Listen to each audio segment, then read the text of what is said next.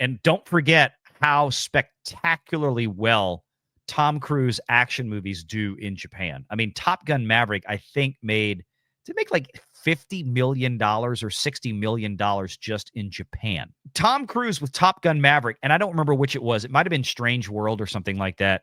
But they actually made more money with Top Gun Maverick. They made more money in France with that movie than Disney made with Strange World, I think, over the whole of planet Earth.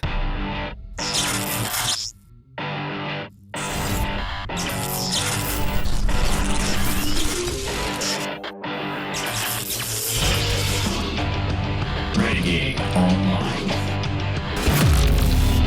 All right, so here is from Anthony D'Alessandro and Nancy Tartaglione doing the tag team domestic and global box office preview for this coming weekend, Lilo and Stitch and Mission Impossible Final Reckoning, to fuel a near $500 million combined global debut in a Memorial Day weekend for the record books. Let's hope it is, especially for theatrical sake, right? They say no, the rest of the world doesn't celebrate Memorial Day weekend, but with big blockbusters like Disney's Lilo and Stitch and Paramount's Mission Impossible, The Final Reckoning, they should. After an insufferable Memorial Day weekend last year, in which Mad Max spinoff Furiosa, just not good movie, didn't create any heat, at one point coming close to getting capsized by Sony's Garfield movie, Hollywood remembered, Memorial Day weekend is for massive tent poles and has booked one for girls and one for boys. Seriously, that's what it is when you get down to it, despite the blah blah of overlapping demos. In what's amounting to another Barbenheimer weekend at the box office, or a Glicked weekend at the box office back in pre-Thanksgiving 24, when Wicked and Gladiator 2 dominated. Okay, I know what they're going for, and yes, the blah blah overlapping demos are actually a thing. We do have to account for this. And the overlapping demos, unfortunately, are going to work against Mission Impossible between these two films. Boys and girls are both fairly equally interested in seeing Lilo and Stitch. If anything, Mission Impossible is going to be more, obviously, of the adult demo. And if a lot of those adults are going to have to take kids to see Lilo and Stitch, they may not go see Mission Impossible. We've covered this kind of thing before. Again, Barbie and Oppenheimer were very, very divergent. Barbie and Oppenheimer, no guys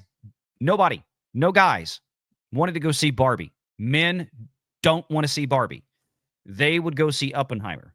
Whereas this one, the guys will go watch Lilo and Stitch. I mean, I'm going to want to sit through it, and I do want to see it. So it's going to favor Lilo and Stitch more. And of course, the numbers that we brought up before do tend to support that as well. The total Memorial Day weekend beginning on Friday looks to rival 2013's high watermark when Fast and the Furious 6 and Hangover 3 ruled, which per Box Office Mojo minted $314 million stateside over 4 days. Now, of course, bear in mind, that's 2013. That's 12 years ago.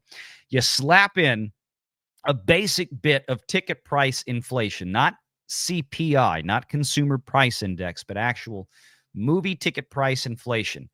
And again, grading it for new releases that wind up in premium large format screens. We know what a lot of these movies sell for. The nighttime shows, like I said, back then you might have been paying $11 to $12 for a PLF ticket. Today, that same PLF ticket where I'm at is nearly $18. It's a big, big jump, right? It feels like roughly 40 to 50% when I go back and look at some of these movies and what I paid for them 10, 12 years ago. So again, that $314 million stateside is going to be closer to something like $414 million today. But I think that there's a good chance that these two movies, Mission Impossible and Lilo and Stitch, over the 4-day frame should be able to beat that 314 without, and again, that's with all the movies in total, right? Not just those top two, all the movies on the weekend, and you still have really strong pull going for things like Final Destination, Bloodlines, which came out just a few days ago. Lilo and Stitch and Mission will score a global start that's looking at $485 million combined Broken out, they're looking at about $275 million for Lilo and $210 million for Mission Impossible, the 8th movie in the Tom Cruise franchise. And one of the things that I always tend to remind people of is that historically, the Mission Impossible franchise does tend to bring in a much stronger international box office. I mean, it is a global film. It is truly an international film because of all the locations it shoots on, the type of movie it is, espionage element, very popular overseas. So I expect to see probably about 60% of the box office, if not more, coming from the international side of things.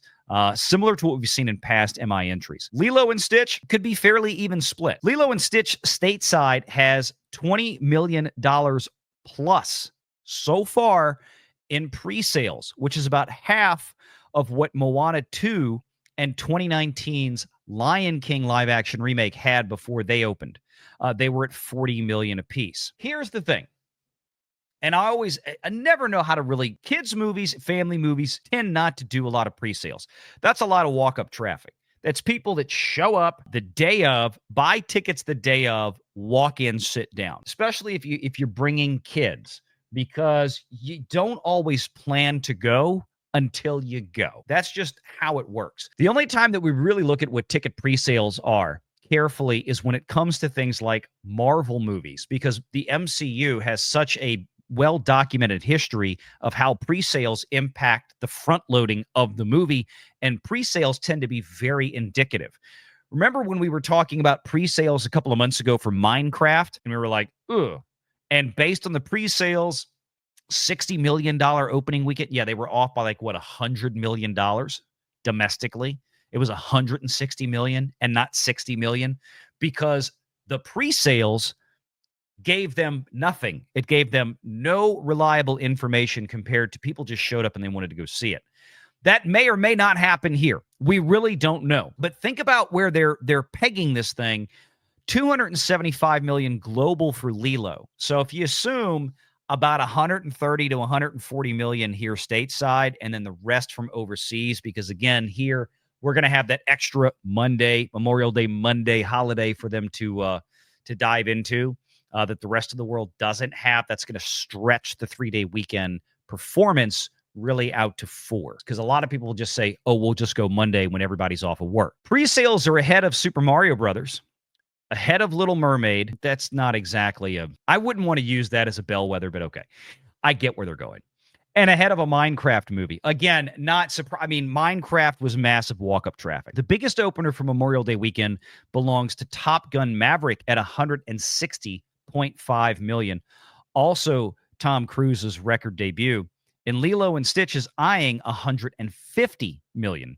Best opening for a Disney film is the second best Memorial Day opening ever, with Pirates of the Caribbean at World's End, which did 139.8. Again, 2007. That's almost 20 years ago now, if you can believe it. That 139.8 million for Memorial Day weekend, if that is in today's ticket prices, you're talking about something stupid. You're talking about 230 million probably or more. It's an insane amount. I mean, ticket prices are way up since 2007.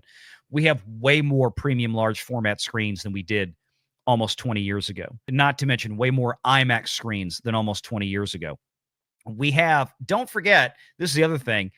In 2007, Thursday previews basically did not exist. They didn't. I mean, I remember buying midnight tickets for the Star Wars prequels. I remember buying midnight tickets to get the first showing, like midnight Friday or 10 p.m. Thursday. And there was one screening or something like that for Lord of the Rings. Now you've got Thursday previews that are starting at 2 in the afternoon. And then you have 2 and you have 4 and you have 6 and you have 7, 10 o'clock. There's like 6, 7, 8 Thursday previews for each of these movies around here where I live. It's per theater. There's a lot.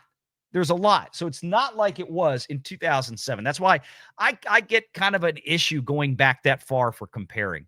To me, it's like, look, you got to look at nothing earlier than, say, 2017, 2018, or especially even better, don't compare it to anything pre-COVID. But at least look at the modern era when we went to these Thursday's like its own day. Movies don't even really open on Fridays anymore. They open on Thursdays now. Anyway, I digress.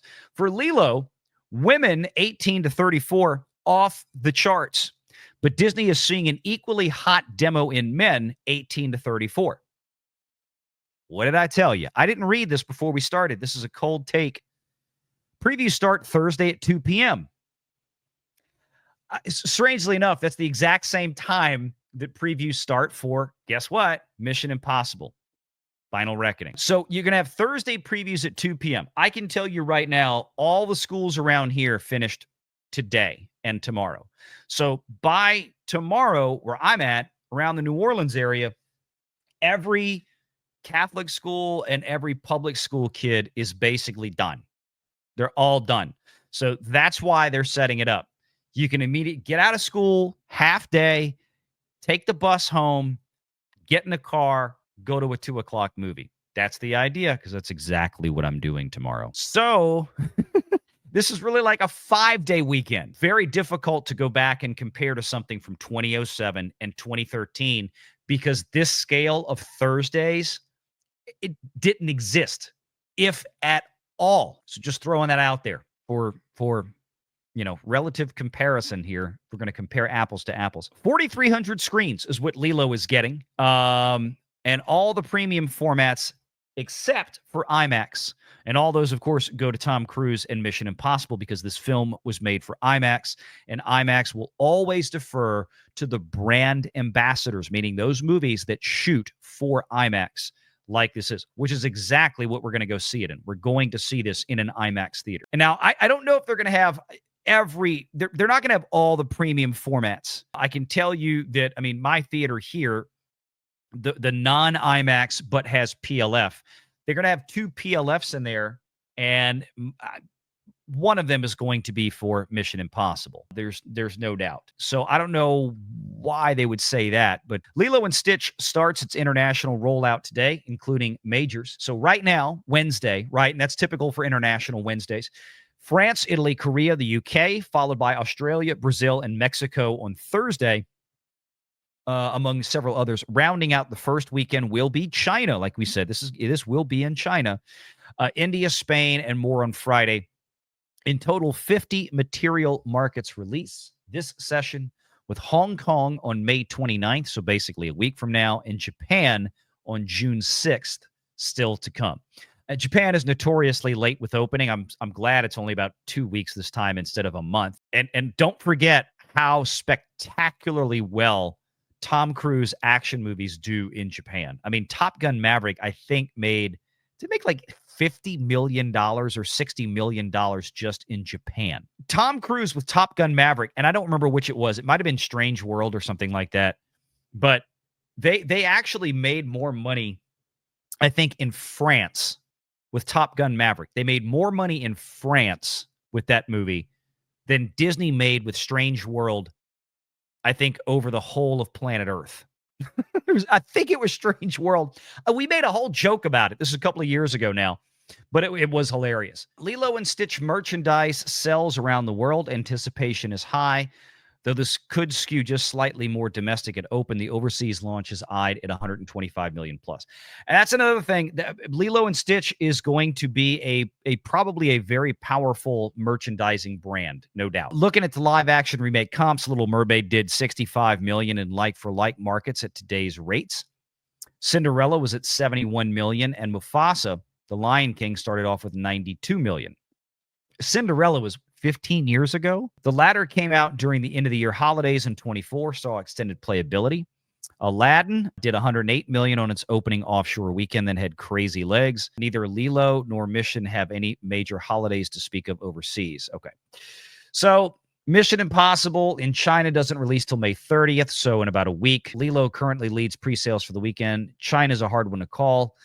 I honestly, Chinese box office doesn't really matter at all anymore. It's really a non-issue, except in extremely rare circumstances. Maybe things like Avatar. That's about it. Mission Impossible: The Final Reckoning is looking at $75 to $85 million domestic at 3,846 sites. So they're going to have 3,846 screens compared to Lilo's 4,300 screens, about a 500 screen difference. Previews also started Thursday at 2 p.m. The pick also has about 900 PLFs. There we go. And a smattering of showtimes in unaided awareness, total awareness, definite interest. Final Reckoning is ahead of 2023's Dead Reckoning, which did 54.6 million over 3 days in what was a 78.4 million 5-day total. So already looking like we're going to start out fairly well ahead, dollar and percentage-wise, ahead of where the last film did.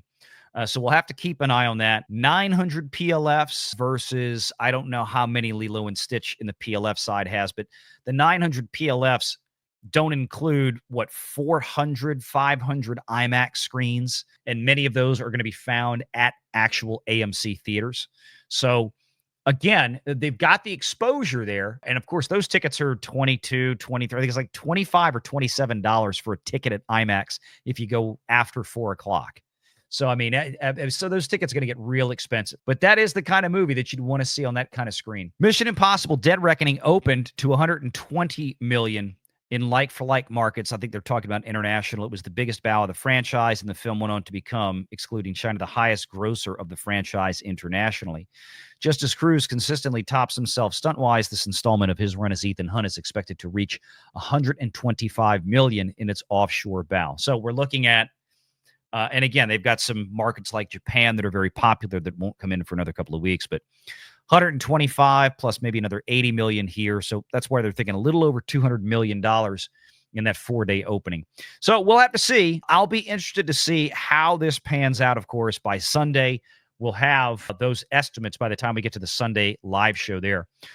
So stay tuned for that one. But other than that, look, they're still thinking Bloodlines, Final Destination Bloodline is going to be a $23 million second weekend, which with all that new competition and with Bloodline being effectively completely removed from PLFs, they're only going to be in small theaters. That's 55% drop, number one, for a horror movie, and number two, having lost pretty much all of its premium format screens with that 20 to 30% premium pricing. That's an impressive hold. I know it's not as impressive as Sinner's 6% drop in the weekend, too. Again, that is a freaking unicorn, but that's a pretty good hold. And the recommendations for that movie have been very, very good. I think Final Destination is going to hang around for a little bit. Again, it's already made all of its money back in terms of production. It does not have that much more to go in terms of probably recovering its marketing. And that's a movie that is probably going to do well for some time when it comes to long-term streaming revenues with third-party licensing, PVOD, and everything else. The horror crowd and the horror movie fandom is a very, very unique one in terms of their buying habits. So we always kind of take that with a little bit different grain of salt. Make sure you're subscribed to Valiant Renegade and join us every Sunday at 6 p.m. Eastern for the live show.